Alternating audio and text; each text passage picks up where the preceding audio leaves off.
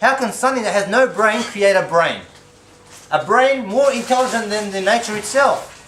Your brain is more smarter than the whole universe. The whole universe itself, by what you call nature, bring the sun, the earth, the soil, the earth, the water, rain, everything together, it's not as intelligent as you. But it made you. How can something dumber than you make something that's smarter than itself? How can something that's blind make sight? How can something that doesn't taste give taste bud? How can something that doesn't smell give smell? How can something that doesn't live, it's dead, create life? It's dead. Nature is dead. The sun is dead. The rain is dead. The soil is dead. The air is dead. Everything that you call nature is dead. How can dead things create you? You are living. You are more supreme than all of nature by yourself. You are supreme. One person is more important than the whole universe. In its existence, you are more superior in your creation than the whole universe. You have things and realms and emotions and things that cannot be found in the whole universe, only found inside you. So how precious, how wonderful, how beautiful, what power the human being possesses through this. O ignorant unbeliever, how would you explain all of this wise activity in the universe, these compassionate workings of His art? How do you explain it then? How do you explain this perfect, that's perfect, that's perfect? You give zillions of examples and they're all perfect. And you say to the scientists, can you find anything in the universe that's unperfect, that's not perfect? They go, you know what, we think, what's that, doctor? What's the part that they say that we can't find what it's used for? The pancreas, not the pancreas. Appendix. The appendix. The whole universe is here, evident. There's telescopes, they're going all the way to the Mars and that. They're seeing thousands of years, stars, light years away. They're seeing with that 3,000 times magnified creatures that are living. They can't see anything that's not perfect. Something that they don't understand. They go, yeah, this is not perfect. Out of everything in the universe, they find that. And now they've found 18 different uses for that thing. Because as their science obviously advances, they start to see things that they can't see. Just because you can't see it, you don't understand it, it does not mean it's not wisely made. It does not mean it doesn't have a purpose. So, how do you then, they all accept this. They accept that there is a perfection, there is harmony, there is a great disposal of all matters are done wisely. So, well, how do you then explain something so perfect?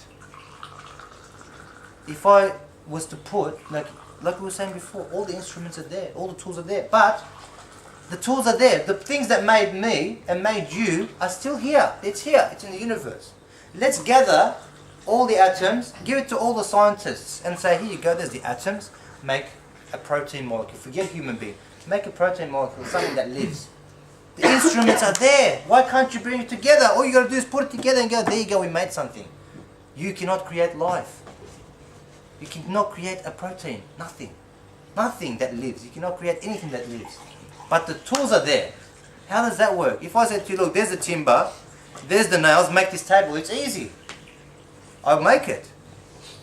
But a living thing, they cannot make. Allah.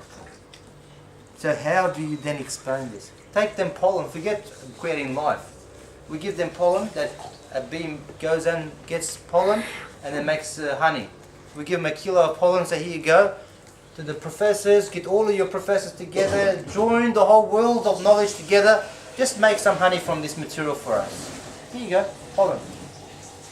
Forget that, or you can't make that. Okay, no problem. Here's some dry grass, make some milk for us. All the tools are there, the instruments are there. The cow's in front of you eating it. On the other side is making milk. You make it without the cow that God created. Use it. Use anything in the world, you can't do it. You will not produce that matter. So why? Who? When? How does it all work? How can you then explain all of this activity which was wisely done? There's so compassionate, wise compassionate. Your death nature, your blind forces, or your senseless chance. It just happened coincidentally. Your senseless coincidence. Can you explain it through impotent and lifeless causes that you depend so fervently on? Allah.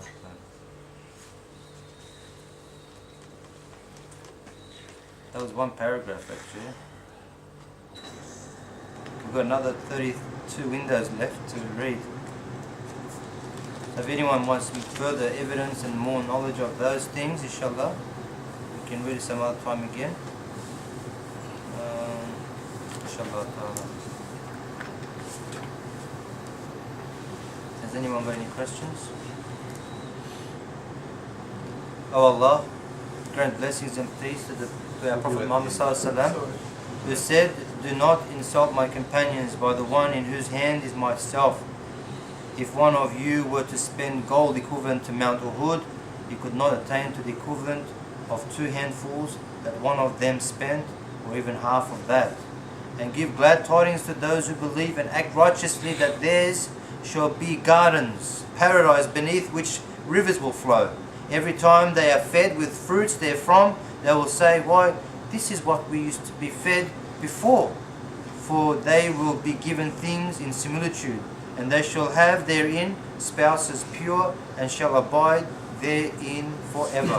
سبحانك لا علم لنا إلا ما علمتنا إنك أنت العليم الحكيم وآخر دعوانا الحمد لله رب العالمين.